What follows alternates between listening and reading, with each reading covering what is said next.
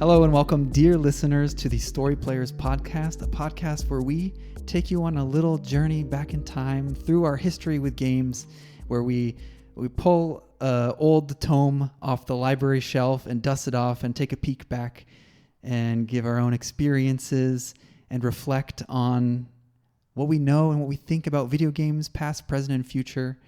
And I am your guest, Winston Powell, joined by the host, who's making me do the intro, Zach Snader. How you doing, Zach? Dude, I'm doing well. That was actually kind of a banger intro. I'm very proud of you.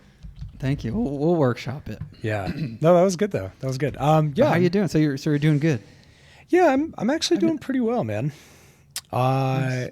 I started a game jam yesterday with a team, and I found a co-founder this week, which is super exciting. Oh, congratulations. Yeah, thank you. That's for people who don't know. What is that for?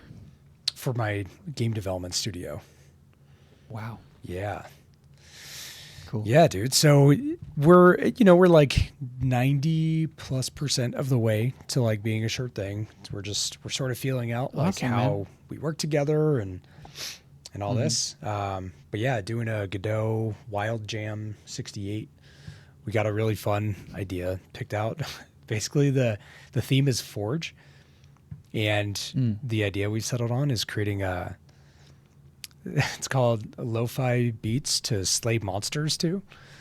So you're cool. you're a knight and or you're a bard actually. You're a bard and you're like you go to this village and you have to kill a bunch of monsters like kind of Pokemon style. But it's got But you're a bard? a bard. So you're serenading them to death. Yeah. Oh man, if it was a bird bard though, oh okay. Now we're talking. Yeah. But anyway. a bard is what they play instruments. They play instruments and don't fight. Yeah. But this one does. Okay. Cool. I mean, yeah. But yeah, it's going to be like a turn-based VATS kind of combat, and then there's like a rhythm mini game to upgrade your gear after each. By VATS, combat do you encounter. mean you kind of freeze time and you target little pieces? Yes. Of Yeah, exactly. each piece of the enemy. Oh, that's cool. Yeah. Yeah, it's exciting. So it's me and Christian, my co-founder, and then we've got like a small audio team, and we're possibly going to get one more person to do this thing. And it's like a 9-day long jam, so it's kind of nice that you get some flexibility. 9 days. Yeah. Yeah. Cool. Yeah, you can kind of relax if you need, or not crunch the whole time like a 48-hour jam. Dude, yeah, I don't think I'll ever be able to do a 48-hour jam again. Just with a baby, it's like damn near impossible. Yeah, I mean, that's a young man's game. For real. Those jams. Or a non-parental man's game.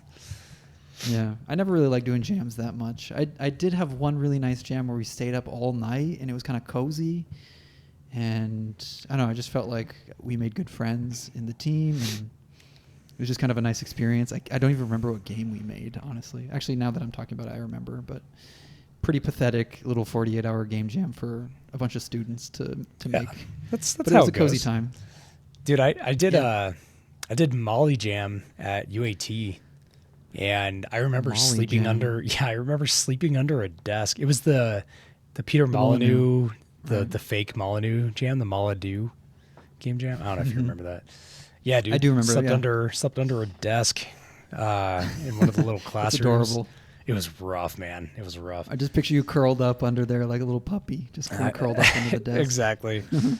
But the game was so bad too. But it was cool that we made something. It was called Grandpa Apocalypse Geriatric Overload. Grandpa Apocalypse or Grandpocalypse? I think it was Grandpa. Oh yeah, maybe it was Grandpocalypse. I don't know. It was one of the two. Sounds a little better. There's a YouTube playthrough of it for some reason. Yeah, dude. No. Anyway, I'm. I just went to a memory hole for a second. That's the real Story Players. The name of your game is lo-fi music to slay monsters too? I think that kind of sounds like lo-fi beats to slay monsters too. Lo-fi beats. That sounds like a YouTube playlist that I'd see pop up in my feed. Exactly. That's kind of There's so much stuff like that. That's the idea.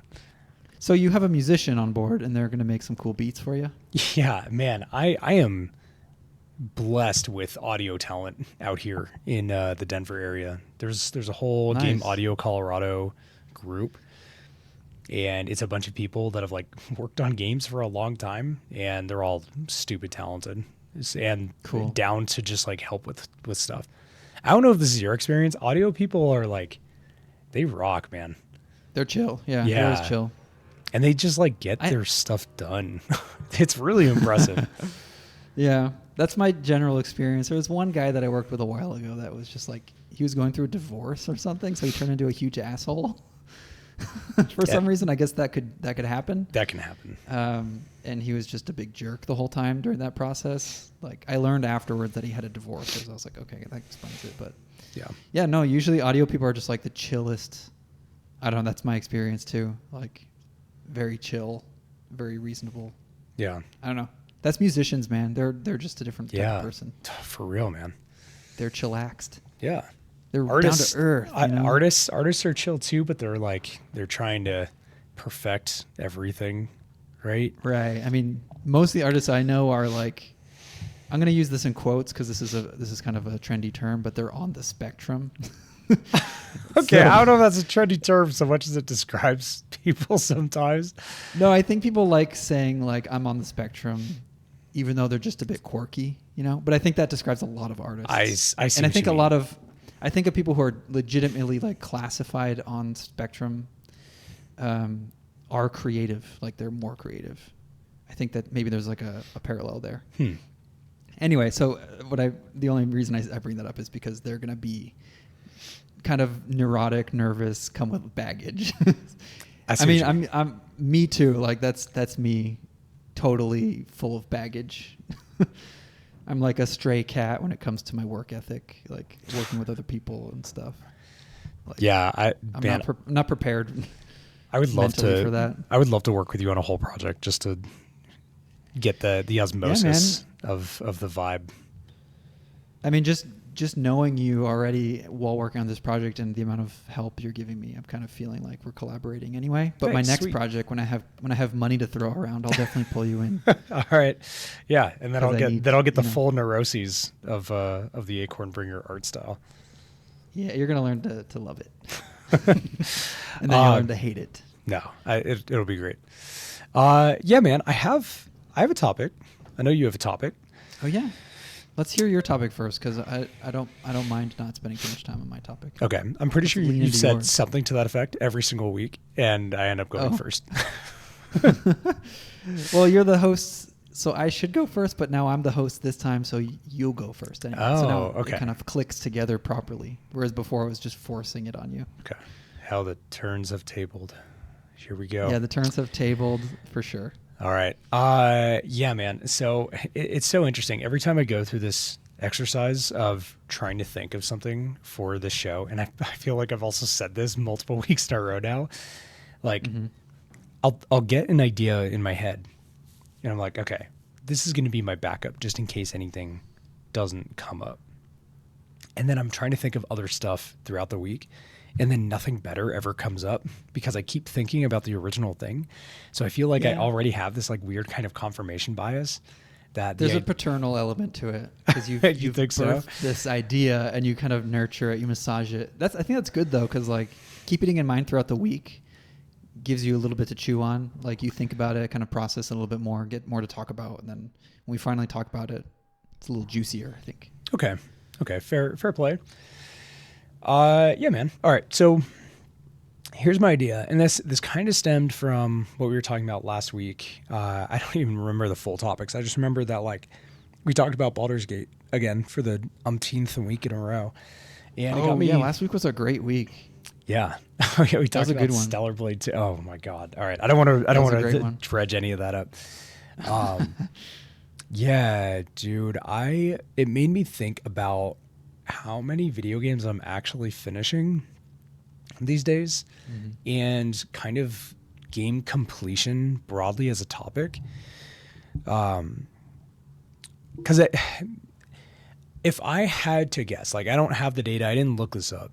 If I had to guess, video games like net are completed at a lower rate now than they were even 10 years ago, arguably probably even 5 years ago too. Yeah. Because something like 60% of all gameplay time in the entire world is dedicated to games that are 6 years or older. So Minecraft, Fortnite, other BRs and games of that nature, et cetera, right? Roblox, whatever. Like they just eat up so much attention. And it's hard because it skews things quite a bit. But I would just imagine that like the way that for lack of a better term, like the consumer behavior, the player behavior of video game players has changed as a result of these games kind of like coming into the forefront of the gaming landscape. So all these live service titles, they encourage players to play singular experiences over a longer period of time. And it's not like all of these players just play that one game. Like some of them, you know, whatever percentage, play other games.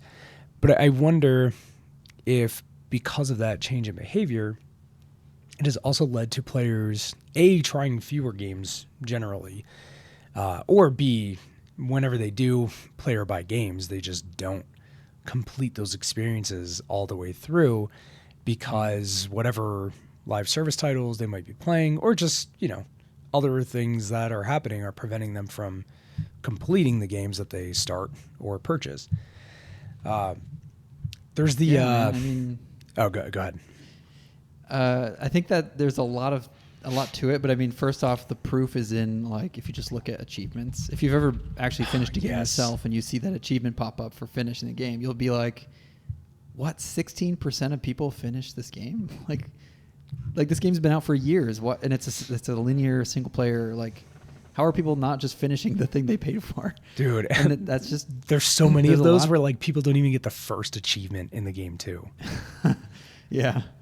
I mean, I don't look at achievements that often, but I was looking for Dark Souls or Elden Ring. I was just going to look up Elden Ring. Yeah, look up Elden Ring. Well, Elden Ring is a specific case because you got your diehard fans, and then you got casual people because it is targeted towards casual people, and the casual people, like, no fault of theirs, they're not going to make it to the end if they're not really like putting their nose to the grindstone in a lot of ways. Maybe that's more true for older Souls games, but Elden Ring is a pretty big game. I can imagine a lot of people getting kind of lost in it.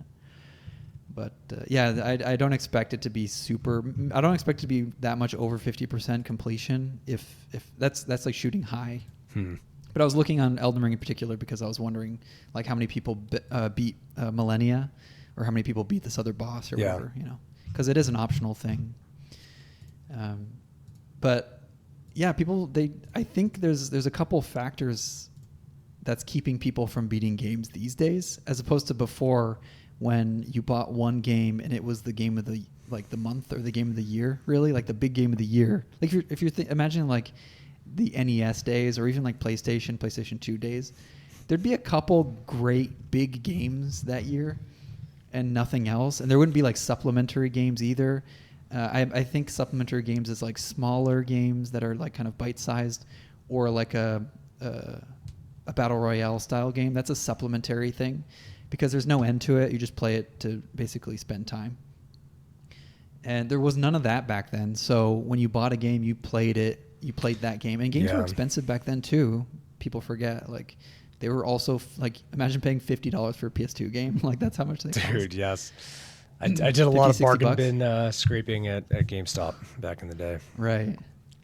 And so without that noise, that game noise that we have now, where there's just thousands of games being released all the time, we could just focus on these mainline games and be fine and just finish them.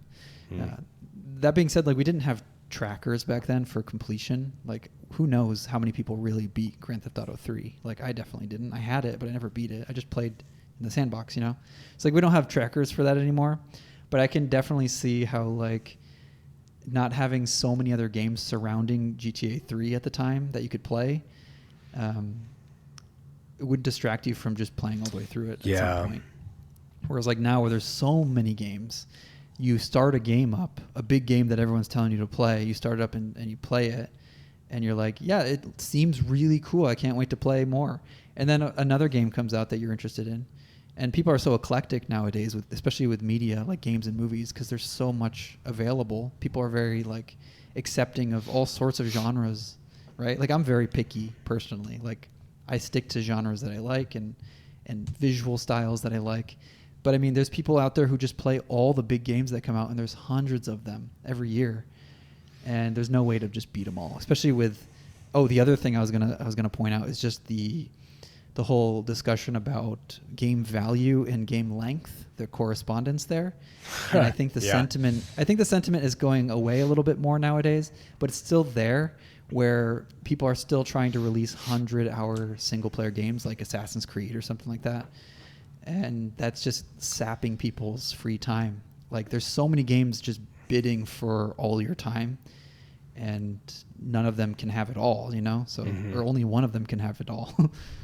Or none of them, it gets divided amongst all these other games. So you end up beating nothing. Okay, but playing everything. Let me ask you a follow-up question here. So, with all of that in mind, does that, as a designer, does that lead you to think about the length of your game as part of the design process? Personally, yeah, as an indie developer, as someone who doesn't have curious. any pressure by publishers or anything like that, I still feel a need to reach a certain amount of time to validate the existence. Because I feel like you could make an hour-long game, as beautiful as the game is, as wonderful as it is. If it's just an hour, people are going to criticize because it was just 1 hour of their time. Like for example, Gris, I think I beat it in 2 hours or so. It's an amazing game. I always recommend it. It's really good. Just a really strong single-player, story-driven experience. Platformer, I've played it for 5 minutes. You just made me feel so guilty. I was just let me look at this beautiful thing. It's only 2 hours long. All right. No, it's really impactful. Me and Bianca played together, and we were both in tears by the end. That's cool. It's one of those games where you only need to play it once. I feel like obviously you can go back and play it again, but the story is the story. It's kind of like Journey in that way. It's very similar to Journey, I would say, where there's like a hook at the end that really gets you. But yeah, people would play through that game and be like, okay, refunded. Like 2 hours? Psh, I'll never play this thing again. Like, I'm emotionally shaken or not. It was only fun for 2 hours, and it wasn't even that fun because it's not, it's not focused on being fun. It's still entertaining, but it's not like Mario. And yeah, so I think the pressure is there to get to a status quo that is, I think, partially like determined by Steam's refund policy. So if a game is over 2 hours, I think that's kind of the valid zone to be in for a game, for an experience. Because movies as well, they're around 2 hours, 2 to 3 hours. So I think that's kind of where I feel pressured, is like people's expectations are over an hour, over a half hour, especially. And then I start feeling into the like, how is that like actually informing my design process? And I can say, it definitely, like, as I'm constructing the levels, I put a few extra ground tiles down to stretch things out. Yeah, I'm guilty. Okay. I do that, because I'll be like, I'm just going to fill it with interesting things. Like I'm dressing it up. It looks pretty enough. But still, like, people, they feel that downswing from the high points of the points of interest throughout the experience. And they feel those, like, bridges between those interesting points as negatives, right? Like it's a dip in stimulation because it is more of the same, just walking. So that I'm dealing with that now still. Like I'm considering shortening the levels. I'm considering adding filler into those things. It does inform things to reach, like, to validate the existence of the game. I want to get over, I want to be over 2 hours with this game because it is a linear story experience. It's not something you just play for fun, just to beat up zombies or whatever, or do platforming or something. Okay. So I feel go ahead. I want to ask another follow-up design question then. Sure. All right. Are you, so the game currently takes place in acts, right? Are you intending for players to like complete an act and then maybe they'll push on, or like they play an act and then pause? Or are you thinking like, hey, it would be really cool if players played through the entire experience in one sitting? Oh, I didn't think about that actually. I guess I kind of like, I don't think about it because I know people are going to do what they want with the game. Like they're going to take it. It's out of my hands at that point once they've downloaded and started playing. I don't have any control over that. So like, like obviously I don't have any control because I get a lot of negative feedback about people getting lost in the game, about people not enjoying the length of the demo or whatever, because it's like there's not a lot of things that happen and so on. So like I'm obviously have no control over what they think, because me personally, I don't mind just cruising around in a game, soaking in the atmosphere. Like some of my favorite moments in games aren't part of the storyline, aren't achieving an objective. It's just immersing myself, doing an RP walk through the streets or in the rain or like in a cool environment, just absorbing the atmosphere. Like I just like to go in there and vibe in the atmosphere. And I feel like my game, I do so much for the audio and the visual to make it immersive. And so for me, that satisfies that objective for just being a cool vibe to be in for a while, for as long as you want, right? But a lot of players, no fault of their own, like through just expectation from other games. Hold on, let me close the window. I don't know No, it's cool. We get the Brazilian ambiance. Oh, this is a localized microphone, so it shouldn't be picking anything up. All right. But yeah, it's pretty noisy out there right now. It's chaos. But yeah, I sound like an old man when I say this, but kids these days, they need an objective. They need something to guide them. They need an actual path laid before them. They need a carrot on the string. They need, like when I was making the game, there wasn't a lot to do in the game, right? But I actually felt like I was waving boo-boo keys in front of the players by adding in collectibles in my game. Like, yeah. I felt like I'm patronizing the player because I'm putting in these, like, honestly, meaningless collectibles. Well, no, okay, sorry. You did apply meaning to them, though, yeah. Right? Yeah. I had to give meaning I had to give context. I had to give meaning. I had to give value as much as I could, within my own. But at first, they were just like, I'm going to give this dumb player a shiny object. Something it's literally giving them a shiny. Yeah, okay. It's giving them a shiny. And I honestly think that's going to help. I think people are going to be more intrigued by that, by having a shiny thing to pursue in the game. Even though, like, I just created this thing to keep them busy, So I'm hoping, I'm a little nervous about that, honestly. So I'm hoping that the combat system as well or just adding enemies. I've fixed the combat a little bit more even just yesterday. So hopefully it's feeling a little better than even when you were playing it. Yeah. And the whole like combat tutorial I added and stuff. So yeah, I mean that's the truth of it. Like people need things to pursue in a game. They need objectives.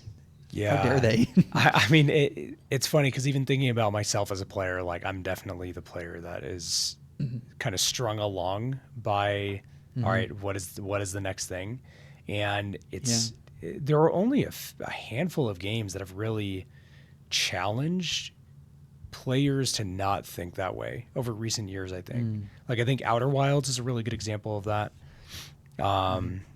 Tunic and Elden Ring, like all of them have this non-linearity to their design, and they create interesting things for the player to do, but they're not inherently holding your hand to do those things, right? There's an element of mystery in uncovering either the story in the case of like Outer Wilds or the mechanics in the case of Tunic, and I guess to a degree the entire world in Tunic, and same thing for Elden Ring, like you're uncovering the world. But yeah, man, I mean I played Call of Duty on the Xbox 360, and like that was the first time where I was really mindful of the fact that like there's just this UI element in the top left of the screen, which is the first place that your eye looks, saying follow as your objective.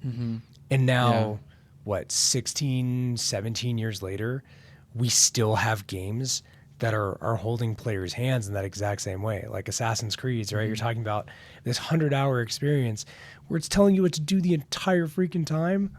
What the hell? You would think after, I don't know, hopefully 20 minutes, a player would figure out like, oh, okay. Like, I get it. You have objectives, and like when I'm told an objective, I need to do that objective. But no, it's like, hey, dumbass, this is what you need to do the whole time. And if you don't do that, you're an idiot. It's all about retention now.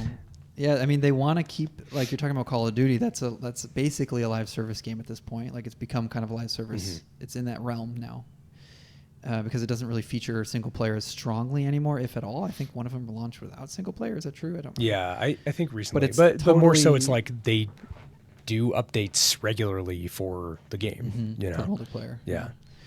And I think that, like, I avoided these types of games for most of my life. I think since I grew up in that PS1, PS2 era, obviously there's get to the castle, get to the keep or whatever, and fight off the orcs or whatever. But, like, the whole, like, actual arrow on your map on the screen at all times leading you, I didn't get a lot of exposure to that type of mechanic because it wasn't invented until, like, I don't know, Oblivion or something. Like, I think that was the first game I played that had that in there. Maybe other shooters before then had the similar thing where there's like an arrow on your screen. But the first game I ever experienced with that was Oblivion. And Oblivion is one of those games, like you mentioned, one of the few games where you can just not do anything in it and still have a good time just exploring. Yeah. Like, you don't need to be led from point A to point B to point C. You make your own path and you do whatever you want. Like, even if it's just staring out across the lake or going off the trail to collect flowers, like whatever it is. And I think I have more of that. Like, shooters, for example, I didn't get into as much because I had a PlayStation 3 and, like, maybe crappy internet. So I couldn't play shooters at that point online. And so I never got into shooters. I never got into the whole online craze of, like, where live service became a thing. I think that sort of game type, that genre, the mechanics in those games are for pandering. They're for making sure the players always... their attention is always grabbed and their retention is at maximum percentage or whatever.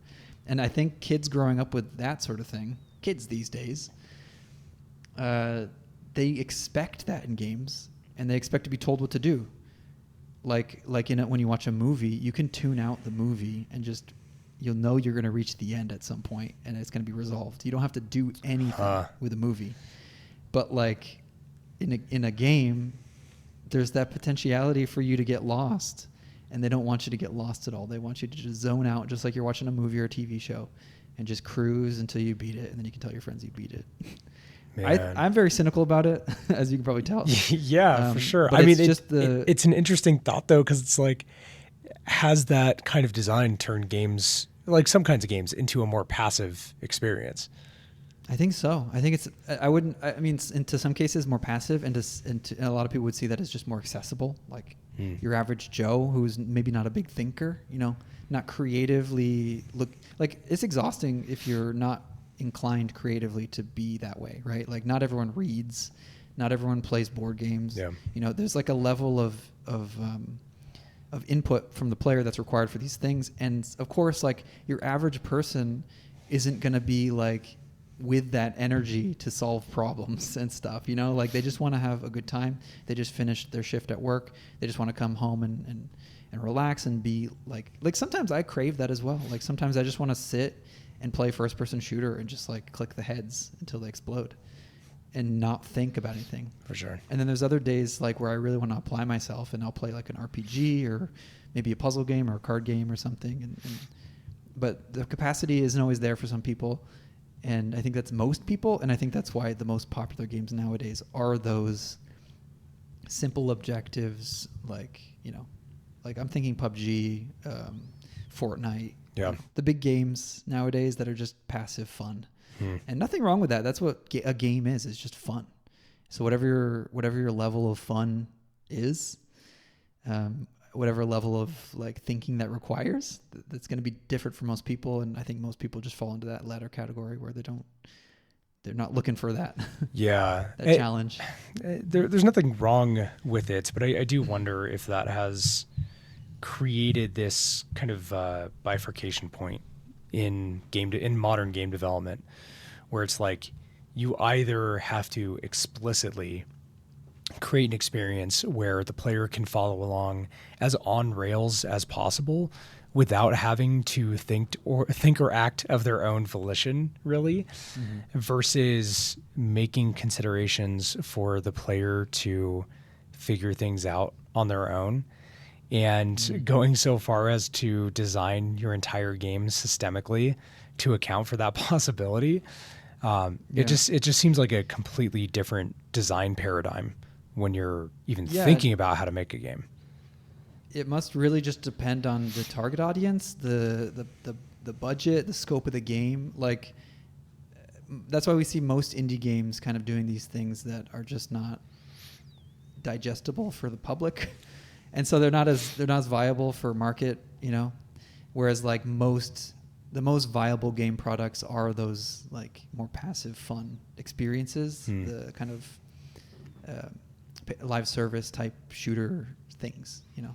Whereas like for me, for example, I get those reviews, I read the feedback for my demo, and I consider all that stuff. But at the end of the day, I don't have to change anything because the game also has an audience. Like, they're always telling me like how nice the game is and how much they love the vibe and the atmosphere, and they just want to see like what's next and what I have in store, you know?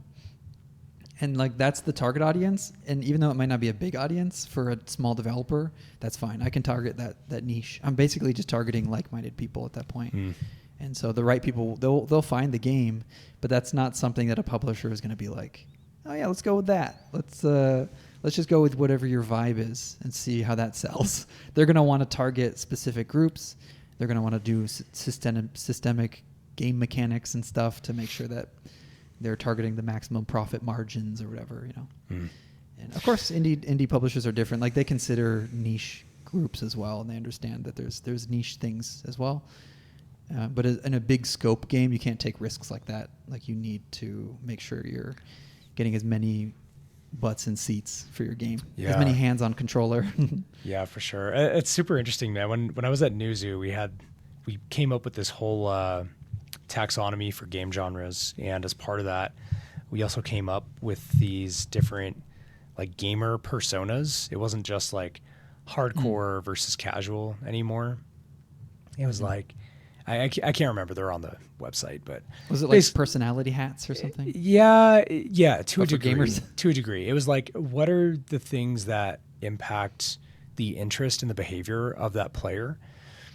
And as you were talking about like these games needing to pander to a certain kind of audience, it made me wonder if. Okay, so the global games audience is continuing to grow, right? Like, half the people in the world play games to some degree. As that audience continues to grow, and as live service games sort of hit, I don't want to say a plateau because they're continuing to grow, but like, there's only ever going to be so much audience for live service before that audience maybe not necessarily cannibalizes itself, but, you know, ages out or whatever it might be. Like, you always have to be getting in fresh meat for the grinder, right? There always has to be new players. Otherwise, that ecosystem withers and eventually dies over time. So I wonder if, as new players either opt out of those experiences or age out of those experiences, or are willing to try more kinds of experiences as opposed to focusing primarily on live service games. Coming back to our original question here, does that create an environment that is more conducive, not just for more types and more games, more types of games and more games in general to be played, just a greater diversity of them, but also, would more games get completed? Like, do we come full circle on this eventually, where just like waiting it out? Yeah, the industry has kind of eaten itself to some degree, where like the Ouroboros is coming back to eat its own tail after devouring everything in its path before then. And now it's like, yes, we have these live service games and they're a big part of the industry, but the independent space, and even, you know, whatever AAA turns into over the next decade, because it sure as hell can't remain status quo. How does that impact player behavior broadly? And like, does that create a wider swath of players that don't just need boo-boo keys shaken in front of them in order to move to their next objective, you know? Yeah, I mean, I think it's all about the way trends shift in the industry. In any industry, trends are pretty slow to change. They're pretty like for example, if we're talking battle royale stuff, people are generally bored thinking about a battle royale. Like, oh, it's just another battle royale. I have my battle royale already. I've been playing whatever battle royale. I think the trend starts to shift in an incremental way, where someone releases a battle royale that's familiar enough to people to understand what they're looking at when they see a trailer, but different enough to capture their imagination and to be interesting and to be fresh.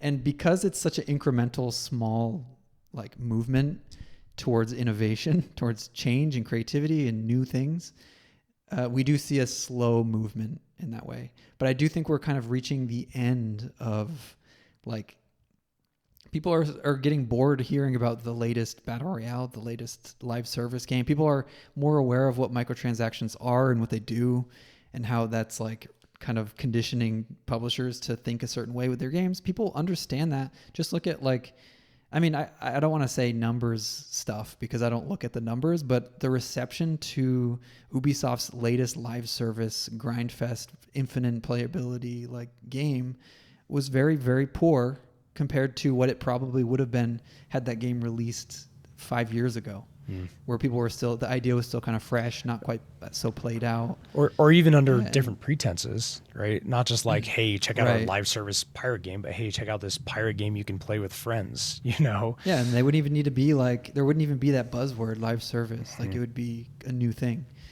But the more like little strides that the creatives take while they're designing games into different directions, the more we'll see. I think, like, I'm talking more like big picture, like people who are like big game projects, big game publishers. We'll see bigger shifts in the trends in that respect. So yeah, it's a slow change, but it does happen over time. But I do also think that people are susceptible to just kind of following trends because it's a comfort zone for them. As far as like people kind of growing out of, I don't want to say bad gaming habits, but gaming habits, like growing away from that, I just don't think that it's a rule that someone who enjoys Fortnite isn't always going to like games like Fortnite, even if they get older. Yeah, for sure. I mean, dude, like I started playing Minecraft last year, and I'm about to turn 33, you know, and I have a kid. So there's definitely exceptions to the rule, of course. No, I think it's just a matter of like personal taste, and because basically who's buying most games? I think a lot of adults are buying games, but like it is about like the youngsters. Like, what are the youngsters playing? Like the biggest things on earth as far as like media consumption is kids, younger people, like teenagers even. And it might just be the matter of fact that as you get older, you get slower and you stop needing these like stimulations every second, you know? And like, I'm at the point where, I mean, I've always been kind of a mellow mannered person. I've never been that energetic or twitchy or anything like that. But I know I've had friends who, they love that like constant stimulation. They're always on. They need like, you know, they need that stimulation. So I don't know if I'm a good like reference case for this, but I mean, in my age, my old age, in my crispy old age of 32 years old, I like experiences that are subtle and slow paced and immersive and pensive. Like I like that stuff. And I think I've always liked that stuff. But if I think back as a kid, I did like more killing and action and stuff like that. So, I mean, our own personal tastes change. Whether or not they changed with the shifting tides of the industry, I can't say. And I honestly don't know if it's a one-to-one comparison of like, I think we're not the target audience anymore. And that's why we don't see, like, that's why AAA games don't apply to me. I'm not the target audience. Like, I've been left in the dust for the big publishers anyway. They're going to be targeting kids who want that stuff. And the kids are setting the trends now, like whatever they like, whatever they start buying, which is very vibrant, colorful, everyone against everyone battle royale situations like Fall Guys and Among Us, stuff like that. Among Us. I don't know. I think Among Us is actually an interesting, like, it isn't just a shoot or be shot action game. It is a slower pace, I think. It's a more social experience anyway, but yeah, I think the social experience is what led people to be open to Among Us. I mean, obviously the pandemic helped a lot and all that, and streamers playing it. But if there wasn't inherently an interesting social dynamic to happen with Among Us, which is basically just like, it's kind of just like Mafia, right? But it's not the video Mafia, game. Yeah, werewolf. right. Exactly. Yeah. It's basically just that in video game form. I mean, it's a great gameplay loop, and the gameplay involves social interaction. We're seeing more and more of these social games cropping out. Like Content Warning just blew up, like Landfall's new game, right? And even before that, Lethal Company. Like all these games where the experience is just doing silly shit with friends, essentially. As opposed to like sweating in lobbies or having this like vast open world experience that's kind of vapid at the end of the day. Like Elden Ring had, I mean, the multiplayer was, you know, kind of busted at launch, and honestly is just I really don't like From Software's multiplayer design in general because it's so obtuse that it actually makes it harder for players to connect. But when you do, that's a special experience. And more than anything, the entire wrapper around that game, despite the fact that it was a single player RPG more or less, is that they created an environment in which people could still connect on the thing. And there's still a social have element to it. Yes, and the social experience might have lived outside of the game, but that's still part of the game because you're sort of in that world. And like Outer Wilds is one of my favorite games of all time. And Outer Wilds was a single player story driven, just narrative game. And dude, the community around that is massive, and people are continuously interested in like watching new people play through, and like that's part of the social experience of that game. But what is the modern social experience in like Call of Duty? You know, even Helldivers. Like I love Helldivers, the Helldivers 2, and I got into a lobby and like someone's shouting stuff that they really should not say online. I'm like, man, I really wasn't expecting that in this kind of game, because I saw this day and age. Yeah, I mean, yeah. Unfortunately, my expectations there are not great. But yeah, man, with Helldivers 2, it's like I saw online the discourse around the game, and I just figured that I would have a positive experience that I wouldn't find in other games that didn't have that kind of social experience. Anyway, man, we have trailed off so far from where we started with game completion. I wanted to circle back around on the actual topic. Okay. While we're in the topic of these kind of live service, big multiplayer social experiences. Okay, and then we'll go to your topic after. Sure. All right. A big point that I think is affecting this as well, like that we should probably talk about, or just at least mention, is the fact that these games that are big right now are the type of games where you invest like hours into your whole day or whatever, and they're infinite experiences as well. And I think also people decide on which one they want to invest in, invest their time into.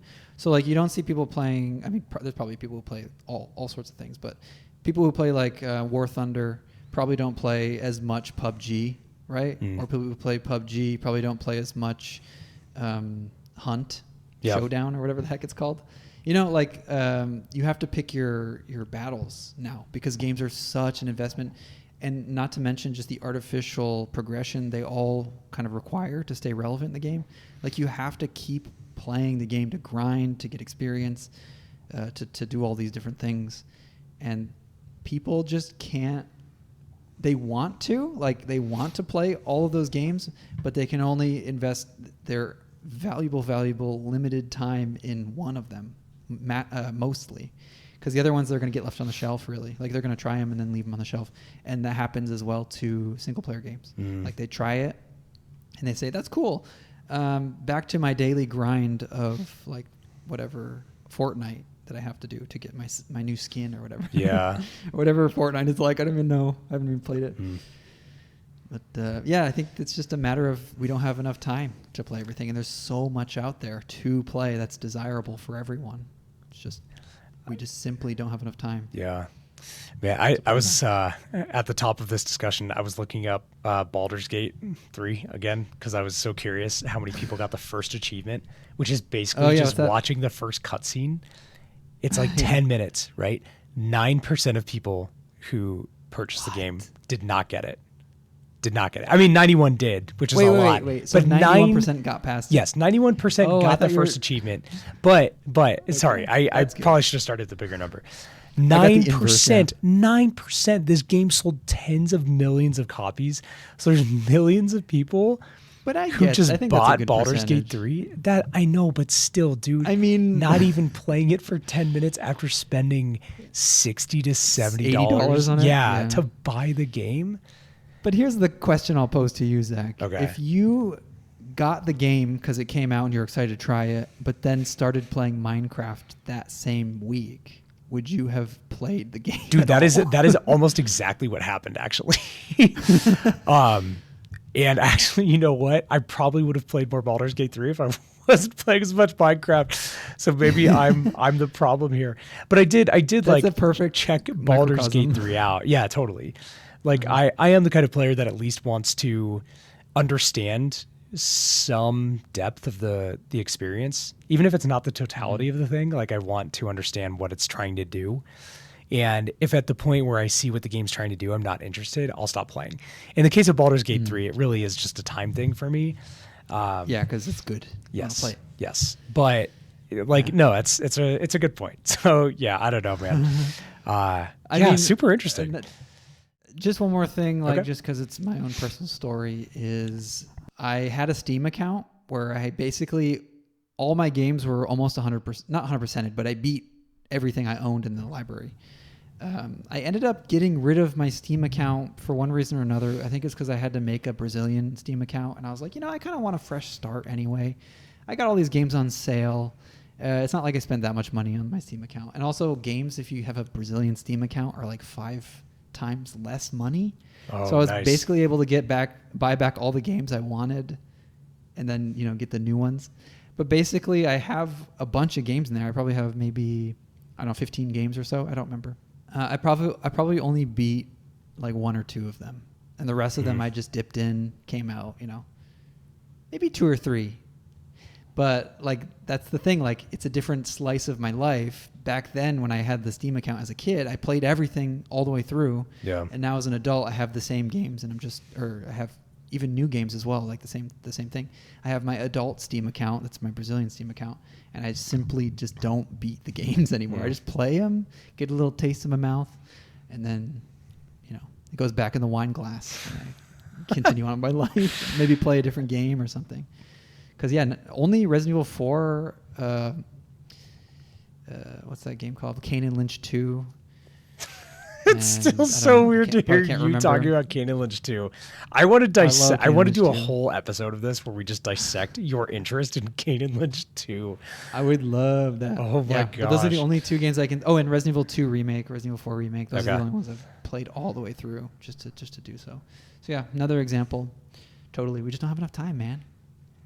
Man, especially regular people just don't have enough time to play everything all the way through. That's why I want to get rich and retire, is just so I can literally play video games all day and do nothing else. I don't know, because sometimes I think about the end of my life, as an old person.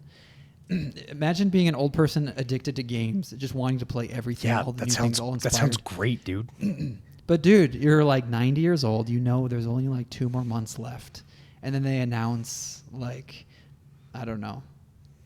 What's the game? They announce Baldur's Outer Wilds 12. 3. Yeah, Outer Wilds 3, and it looks incredible, and you just know that you're not going to be able to play it, and that's it. I mean, but we all die. Not to get too existential, but we all die we don't eventually, all become, But that's the thing. My grandma was never a fan of a series.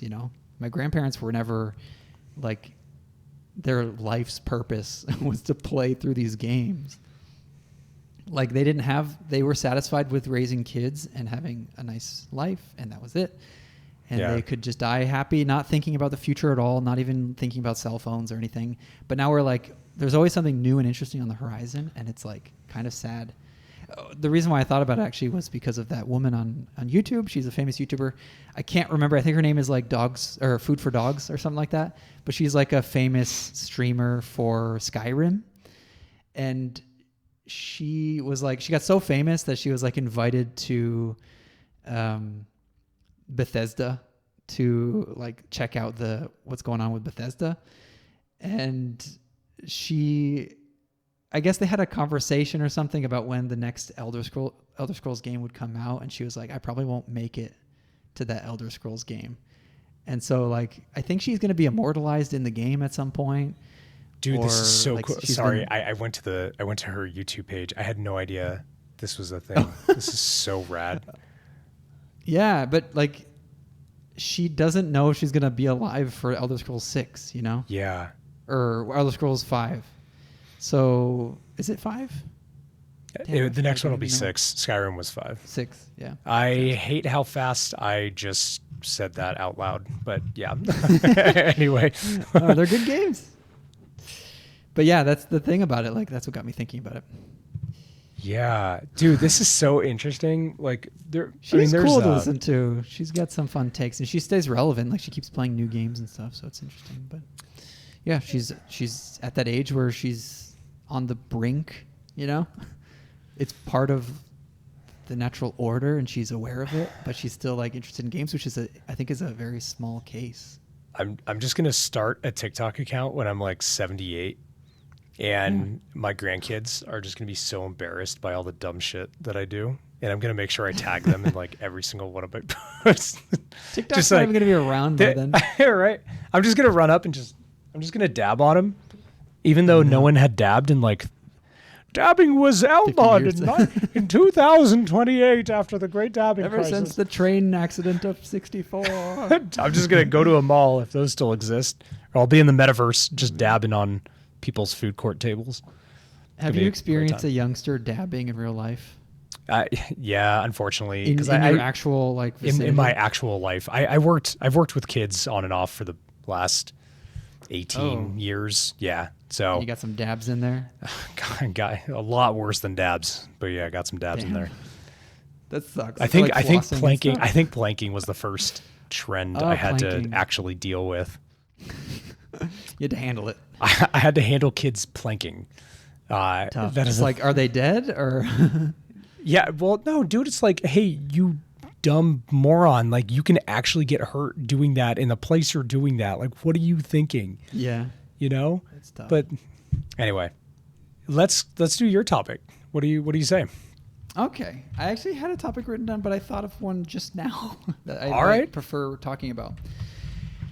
If you forgive me, it's not necessarily about video games, but it's about nerd culture, I guess. It's about enthusiast culture. We can talk about enthusiast culture. You seem like you've got some bones to pick with the nerds of the universe, so I would love to. Oh, no, I'm tired and lazy today, and I just want to chill and relax and talk about something that's a little more low key. Because I have like these, I don't know, hot button issues noted down in my notes here. I don't have the energy to talk about them right now. So, all right, maybe save it for next, or you know what, save it for next week. And if you like that more than the other topic you think of, we'll go with your original one for this week. I have a bunch of topics. I just write topics down, and I have a list here. Ooh, okay. I can pick from these. I should start doing that. Yeah. As the showrunner, you should have at least a list. I just kind of think of stuff on the fly. Damn. Dynamic. Yeah. I'm a dynamic guy, buddy. Yeah. All right. All right. Basically, let's hear it. Basically, I love The Lord of the Rings. Right? Oh, me too, man. A lot of people don't. All on board? You're on board with me so far? Yeah. People who don't like Lord of the Rings just haven't given it a fair shake, right? I think. No, that's not. I think they just haven't universally true. I just don't think they haven't like applied themselves to it. I think they just don't want to be part of the whirlwind that is the culture surrounding the movies. And dude, as someone who does not like Star Wars like at all, I understand why some people do not like Lord of the Rings. I mean, I guess I'm a bad like co-pilot on that because I like Star Wars enough, but I don't like it as much as Lord of the Rings. That's for sure. I will go so far as to say Star Wars objectively sucks and is terrible broadly. And yikes. I know people feel similarly about Lord of the Rings. I'm not just trying to hate on Star Wars, but I like as someone who does not like it, I can empathize. Anyway, I'm not trying to detract too much. Anyway, this is supposed to be comfy. All right, sorry. What are you doing? What are you doing here? Oh, this is supposed to be cozy. Now I just kind of want to shit on Star Wars for an hour, but okay, we'll just. It's another podcast. Yes, definitely. Yeah, Lord of the Rings. Sheesh, look at that. A couple of nerds once Lord of the Rings talked about just like it's like throwing. I don't know. Trying to think of an analogy. It's like throwing honey to a bear, to a pack of bears. Excellent. Raw meat to a bunch of wolves. If you threw honey at a... Anyway. Okay, so like your average Lord of the Rings fan, I was really excited to watch The Hobbit when it first launched, right? When it was first announced, I followed the production and everything. I believe I was in high school. Was I? When it was announced that it was being worked on? Was it that long ago? No, that's... Hang on. No, it was 2015. Those movies came out. 2012, 13. No way. No, I could have been in high school when they were working on the show. Wow, or on 2012. The movie. Yeah, no kidding. Yeah, high school. Yep. So end of high school, I was looking on the computers on school, following the production and everything, because I loved like they're masterpieces. The Lord of the Rings movies are masterpieces. Peter Jackson did a great job with those, and his whole team there. Just awesome. You know, people watch them yearly and everything like that. Not so much the Hobbit series. The Hobbit didn't get a warm reception like the Lord of the Rings did, and I think there's a number of reasons why. I think maybe people saw through Warner Brothers like trilogy tactic with the series, and you know there's a rush in the production to get it out at a certain time, a lot of pressure to do certain things. You know, it was just kind of a scattered experience. It wasn't quite the independent film that the Lord of the Rings trilogy was, where they were kind of just free to do whatever they want, right? And it was a work of passion, a work of love. So the vibes were a little off with The Hobbit. You know, I watched all of them in theater anyway, because it's still the J.R. Tolkien universe, right? It's still Lord of the Rings. Yeah. So yeah, naturally, I kind of felt the same way. I didn't really vibe with it as well. I didn't see them as staples in the series of Lord of the Rings. There's a lot of a lot of things I picked on about the CG. There's some shots in the Hobbit series that aren't quite so good looking. Like the barrel, the infamous, barrel scene, the infamous, on the river. Oh my! Yeah, the God. GoPro footage, and also just the CG animated dwarves bouncing off of each other. Yeah. Right? However, me and Bianca just watched them recently, all three of them. Okay. Because she was feeling it. She was in the medieval feels. Like she was thinking about the Renaissance fair that's coming up sometime. She's into the mystical fairs that go on. She actually dances in the mystical fairs. Anyways, whatever reason, she was getting into the vibe of medieval fantasy stuff, you know, cozy fantasy stuff. And she was like, let's watch them. I was like, I felt we just watched them like 2 years ago. We just watched them 2 years ago, you know? And because we did rewatch them at some point a while ago. And let me tell you, man, she did convince me. We ended up watching them. And I loved it. Every minute of it. All the blemishes like still were there, the visual blemishes.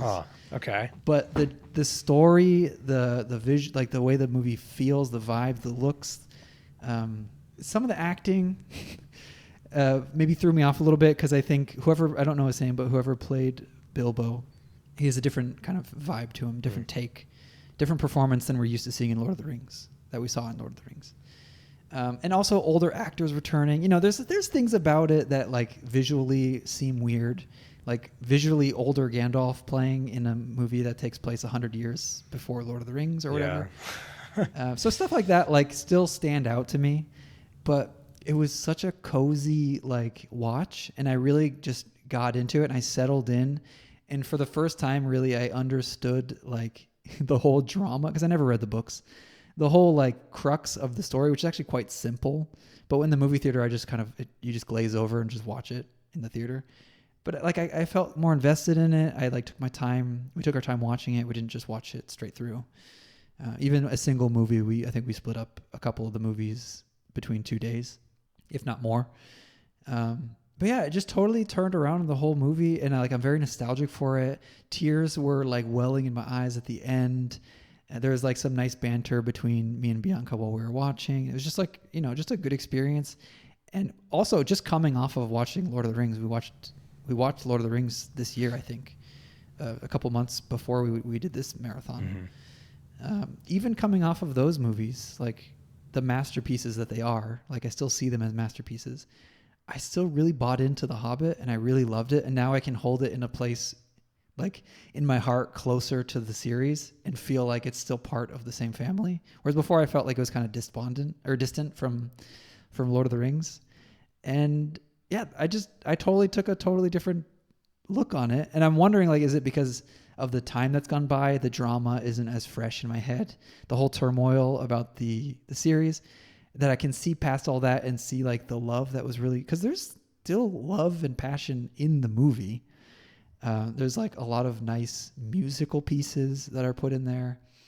I think Billy Boyd like wrote a song for the end credits for the last one, and it's just like a really moving song to play over the end credits. The whole story, it's like an epic story. Like the foundation of it is still a great story.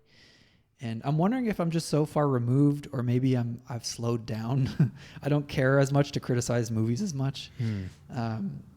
Like, what was it about this time around that I really? And now at this point, like, I look forward to the next time we watch it. Like, I feel like we're gonna watch the whole 6 movies again. In the future as a marathon or something. I'm totally game for it, and I feel better about it. Like, I feel more positive overall about the whole thing. Okay, my dog might bark here and there, by the way. I heard it. Yeah, that's interesting, man. I like this notion of just... It's funny that you are a self-described cynic, depending on the context, and yet here you are with an opportunity to be extremely cynical, because arguably the Hobbit movies are kind of trash. Right? I mean, like, look, man, I say that as a Lord of the Rings fan. It's not even that they're on the whole bad. It's that there are things about them that just completely break the immersion of them being Lord of the Rings movies to me. And I think that's why it's hard to enjoy them. But like, I'm also very susceptible to not getting back into, like, I'm probably not the best consumer, which I am sure will bite me as a creator. Well, because like when something loses me, it's really hard for me to get back into it, man. That's the case with games. It's the case with books. It's the case with movies. That's why Star Wars is just really not something I enjoy. Is because because there's lots to keep up with too. I mean. With Star Wars, it's like even if I was just to isolate, like, looking at the movies in a vacuum, I actually kind of like New Hope, and then the rest of them is like whatever. And especially in the new one, I feel like it actually is kind of parallel to The Hobbit for me. Like that moment, I don't even remember which movie. It literally doesn't matter because they're dog shit. But anyway, like the one where Princess Leia comes back to life and she like flies and touches. I don't know. It's so stupid. But she comes back to life after being dead in space for 2 minutes because she has the Force now or something. Like, wait, this is one of the newer ones? Yeah. But anyway, that happens. I don't know those ones. And that moment to me is like, okay, I'm not just done with this movie. I'm done with this entire concept. I'm done with the idea of what you're trying to do. Seriously, that's what did it for me. And that might be unfair. It probably is unfair. Like, I know how hard I'm being on Star Wars, but also, like, you made that decision in the context of this entire universe of yours. And so, like, why? Like, why did you think that's going to fit here? And now it makes me question the entire thing. And to me, The Hobbit kind of did the same thing. Like, the dwarves bouncing around in the barrels as they're floating down the river, whatever, avoiding the goblins. I want to talk about that. That moment for me totally ruined the movie.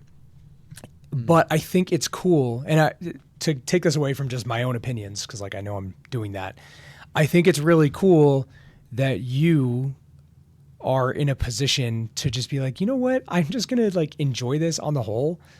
I'm just going to enjoy this for the experience that it is and not criticize and judge it so harshly. And I think like clearly I can take a lesson from that, just trying to enjoy the thing and not trying to judge it as I'm trying to enjoy it. But it's hard, man. Like how do you, how do you balance? So here's my question to you then. Like, how do you balance an enjoyment for the thing just for the sake of trying to enjoy it, even with the blemishes and all, versus being able to look at it with a critical eye? That's the thing that, and I might have an answer even. I also want to come back to the tumbly barrel dwarves as well, so it'll remind me about that. Okay. But I think basically the phrase "trying to enjoy" is kind of like a contradiction. Yeah. Trying to enjoy something, like trying to enjoy. If you're trying at all, then you're not enjoying it. It's okay. Right. So I think when it comes down to passive enjoyment, there's a lot of caveats because we're thinking, breathing human hipsters and we have a lot of baggage that comes, like a lot of pretensions that come with when we watch stuff, especially since we're kind of part of an industry that produces entertainment, and we kind of understand there's a dark side to all these things. And so like obviously Warner Brothers, not a great company in games or movies, like kind of, and Disney as well. Like to come back to Star Wars, Disney, just knowing that a Star Wars is being produced by Disney, you understand that there's going to be restrictions put on. There's going to be some producer is going to have his say, like we need to change this for the kids, we need to change this for the reviews, like we need to do all these things to kind of, which sort of tarnishes the original idea. Like we come at these things with all this pretense, like very pretentious, right?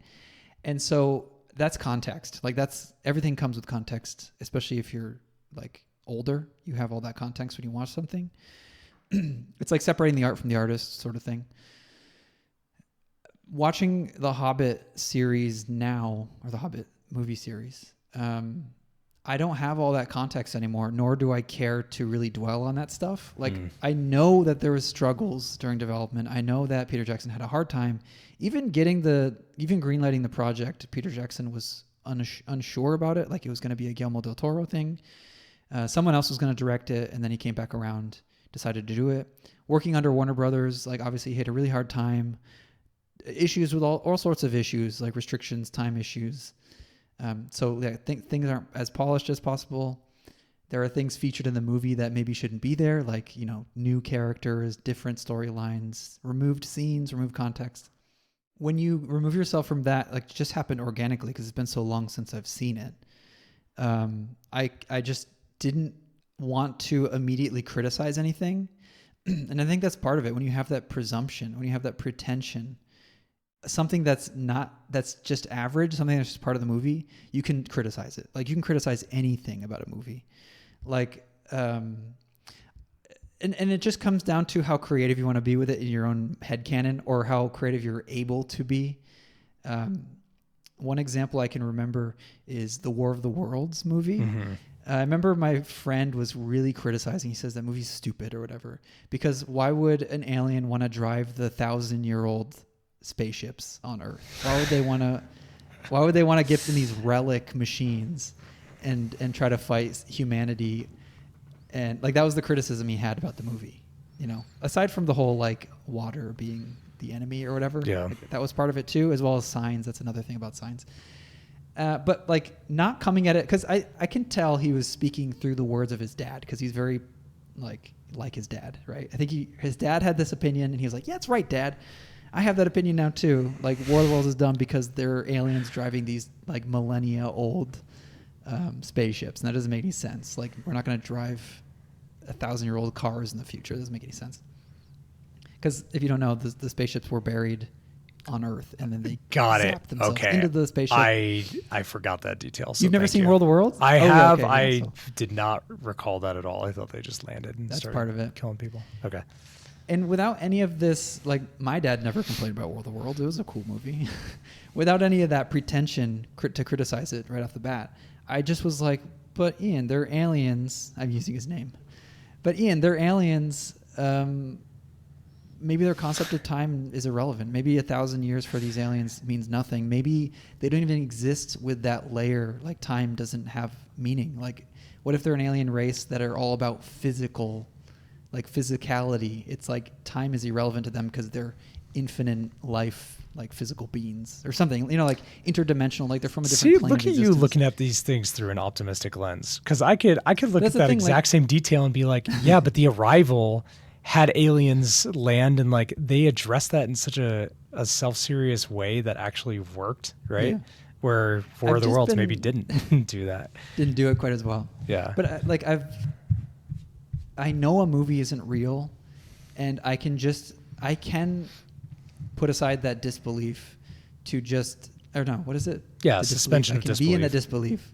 I can suspend my disbelief, whatever, and say like, yeah, this is a movie about aliens. No one, to my knowledge, has really seen aliens.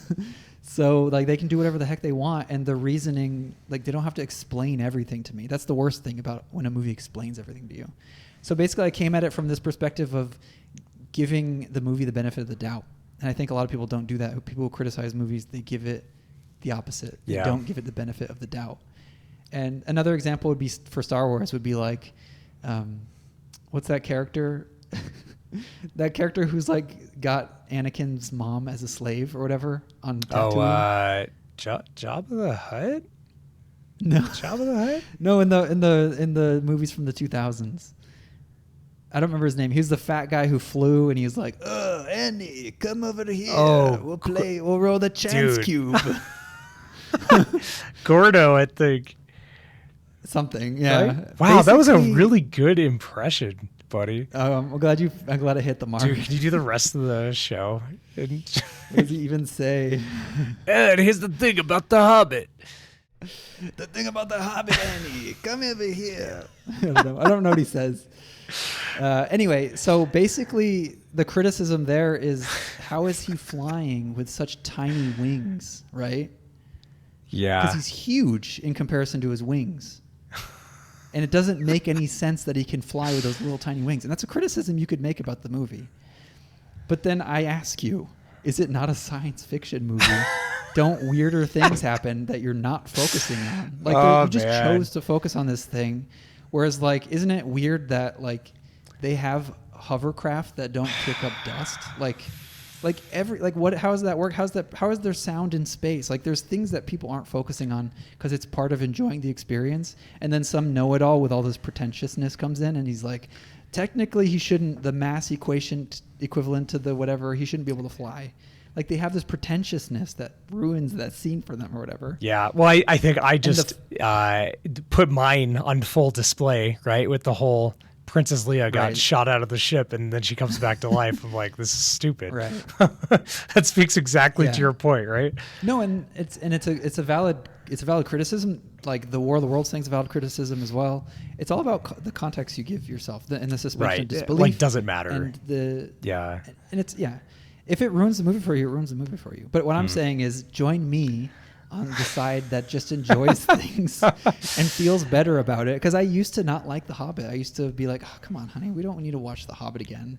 Like, we just watched Lord of the Rings. It should be fine. But now I'm like looking forward to the next marathon we do of The Hobbit, because I think I gave the movie the benefit of the doubt. For one, my wife was pro Hobbit, which already gives me a foot in the door, right? It kind of casts aside that pretentiousness, having like a loved one just like something. So I'm associating it with my wife. And also, like, it's a great effort to movieify that book. Like, nothing, like we've seen Lord of the Rings efforts since then, and how wrong they can go. Like with the I didn't even watch the show, series. But I've seen it's the not armor. Yeah, it's tough. There's a lot of things that are tough about it to watch. And so without all that stuff, being in the benefit of the doubt, giving the movie the benefit of the doubt, like you see the problems you might have had before and excuse them by doing that. What I did, making something up in your head to kind of contextualize it, that makes it a positive for you. And I want to circle back around on the dwarfs in the barrels scene. All right. That Pixar DreamWorks animated, like constant movement dwarves, like, flipping around doing crazy things. Because the CG is weak in a lot of places in that movie. There's a lot of faces that don't look good. Unfortunately, Billy Connolly is in that movie, and he's like had to be CG'd or something because he was sick. and the CG is not that good in a lot of the scenes. Is he Thorin? No, he played Dine. Okay. The red-headed dwarf that comes on the pig. At the end. Gotcha. Basically, the heir to the throne. The cousin of Thorin. I know that because I just watched the movies. Right. The cousin of Thorin who's like, why don't you all sawed off? He's very, very Scottish. And he's got like really red hair and everything. Anyway, so those are examples of things that the CG is tough in a lot of places. It's hard for me to excuse that because it's just a visual thing. Here's the thing about the dwarves, though, because a big problem I had was the barrel scene and them just tumbling around, or them falling into they fall into the goblin caves under the mountain, and it's just like this constant Rube Goldberg machine of like things just falling, and they're somehow surviving, and things are just working out for them, and it's just totally CG, and it's just a CG fest. However, when I was watching the first movie is fantastic. I don't see a lot of faults with the first movie, honestly. It's not as ambitious, obviously, because there's not as much stuff happening. Now that I'm thinking about it, maybe the goblins thing is in the first movie. I can't remember now, though. But the first movie is just very cozy. It's in the Shire in the beginning, and it's like, very cozy. And so at that point, I was kind of on board. And I noticed something. I noticed like the dwarves, when they go... Yeah, you've seen The Hobbit, right? It's been a long time. But yes, I've seen it a couple times. The dwarves let themselves into Bag End, into Bilbo's house. And they start like causing a ruckus and singing and second dancing breakfast. And throwing dishes around. That kind of thing. Yeah. They're throwing dishes around, and then at the end they all clean up, and they're all like coordinatedly throwing dishes at each other, which I thought was very cheesy when I first saw it. Yeah. But I was like, you know what? Like, we're in this fantasy world. Every race in the fantasy world has their thing, right? And I was like, what if the thing for dwarves is just uncanny physical like coordination with each other? And after I realized that, like, it clicked, and I was like, that makes the barrel scene work. That makes their fall into the goblin caves work. They're just uncanny ability to work together to achieve something and come out unscathed, even after like falling down mountains. Like, they can and fight. Their fighting style as well is very like uncannily convenient, like physically coordinated. And once I thought that, like, what if that's a feature of the dwarves in this world, in the cinematic world anyway? I don't know how it's interpreted in the books, but what if that's part of their nature? Like, dwarves are naturally coordinated with each other. And it almost makes sense because dwarves are kind of, you think of them as a collective, and they're always like, underground mining and stuff. It seems beneficial for them to be that way, to be so coordinated with each other. And it makes other scenes like them escaping smog, whatever, in the under the mountain. When they're trying to escape, they do this crazy Rube Goldberg machine of like levers and pulleys and chains and carts and stuff. And I was like, yeah, I can buy this now. I used to really criticize it. Now I'm like, that's just what dwarves do. Like, they're just tumbly and roly-poly, and they can just like come out of a scrap on their feet because they're sturdy. They're low to the ground, I think it's admirable of you to look at the things you engage with in this way, because the counterpoint I would say there is like, if that's really the vibe they were trying to get across, like, why did so many people not connect with that the first time around? And that's the thing. It's like, it's a personal connection. Just people just did not make it. And I think, but your to willingness to reconnect with the thing is what allowed you to have this perspective, as opposed to taking it in the first time. And just not having the zeitgeist, because there was a lot of movies coming out then that were CG heavy, and people were really criticizing the CG heaviness. And like, they were criticizing also like Disney, Pixar, DreamWorks CG animated movies for having this like constant waving boo-boo keys animation. Like, if you think of like the Smurfs movie or something, or like Alvin and the Chipmunks, they always have these moments where essentially an action scene in those movies where the characters are just flipping around, doing uncanny things, kicking things, and walking up of falling books or whatever, and jumping around, and it's all constant movement. It's not very interesting. It's very easy just to like glaze over and not watch it, not pay attention, because it's just waving the boo-boo keys in front of the audience. Yep. And I think The Hobbit came out in that time to where that was being criticized. And yeah, that movie is CG heavy. The Hobbit is very CG heavy, not using actors in a lot of action scenes. And I can see, and it's obvious when that happens too, because the CG is weak in a lot of places. And I can see how critics with that pretension of like, I don't like CG bad. They go in and they see a lot of CG and they see a lot of uncanny movements, will criticize that. And I can see most people seeing things that way. And I don't have that context anymore. I don't have that, like, I don't care anymore. It doesn't bother me that much anymore. And so, yeah, I was fine being on board with the dwarves, bouncing around, being very coordinated, singing and dancing, being jolly. Because that's what, I don't know, that kind of fits the bill for dwarves for me. I think that's a life lesson that we can all take with us and apply to our own consumption of things. If Legolas can walk on snow, no one complains about that. Legolas can literally walk on snow, and he can step on falling rocks and climb them. Yeah, which is impossible physically. Oh, you jerk. You would make me have to think about it. Yeah. If elves can do that, why can't dwarves have this uncanny physical? Oh, you're going to make me grow as a person, aren't you? Bastard. I don't know. It's just another like way to frame it, right? When you're on board with something, I feel like you see the good in it. Yeah, that's cool, man. I respect and appreciate the positive lens, and I think it's interesting because like we should have room for critique of these things because it's important to critique them when they are objectively weird or like weird in a not good way, where it's just not interesting. It's just like doing it for the sake of, I don't know, placating to someone. Or solving a problem in an offhand way that's not actually good. Yeah. Anyway, you articulated this much better than I could, but I do think there is a lesson to take away from just trying to appreciate things, even if they are ridiculous. Criticism is important, obviously. Like the criticism that some people didn't gel with that particular physicality of the movie or that animation or whatever, or different parts of the movie in general.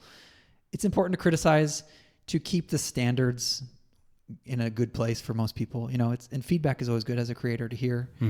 My criticism of the CG, I think if someone's hearing my criticism, I don't like go on forums and type about like the CG that I saw that it was bad. Yeah. Like I think it's good for people to be understanding that that's not satisfactory. Like people want better. They expect better nowadays. And I mean, as far as CG goes, we're getting good stuff nowadays. So yeah. So whatever.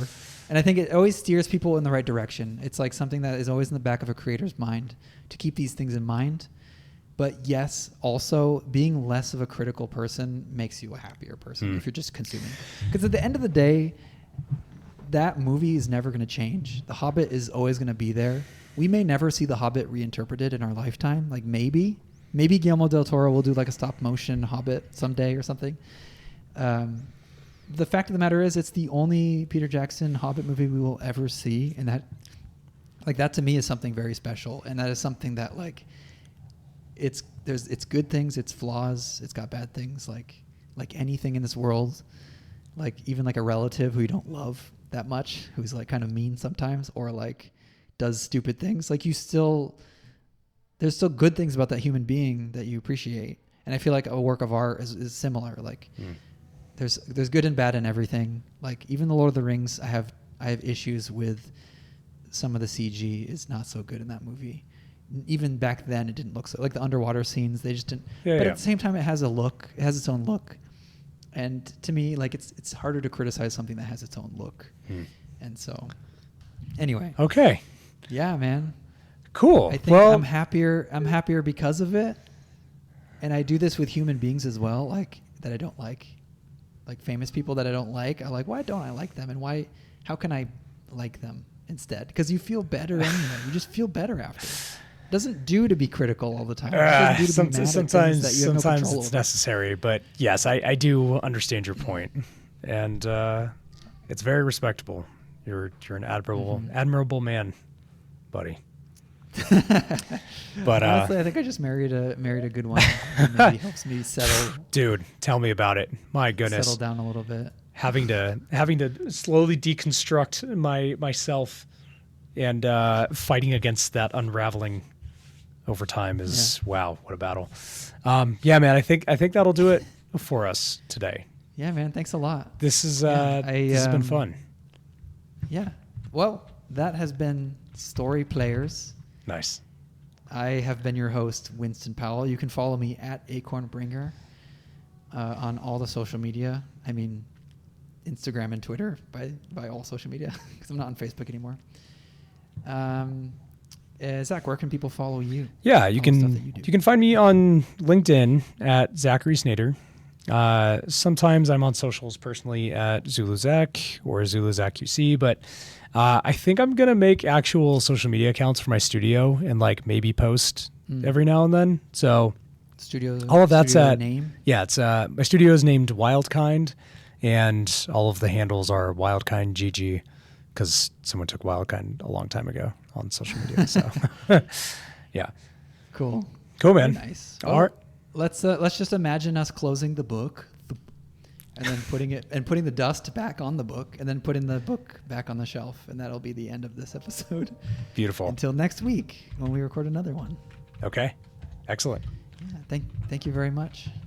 Thank you, man. This has been fun. I actually can't really stick around because I have to go hop on another call right now. Okay, dude. I'll let you but go. Yeah, this has been great. This was a good one. I had a lot of fun. Yes. All right, buddy. Yes. All right, man. See you, dude. Have a good one. All I'll talk to you later. Later.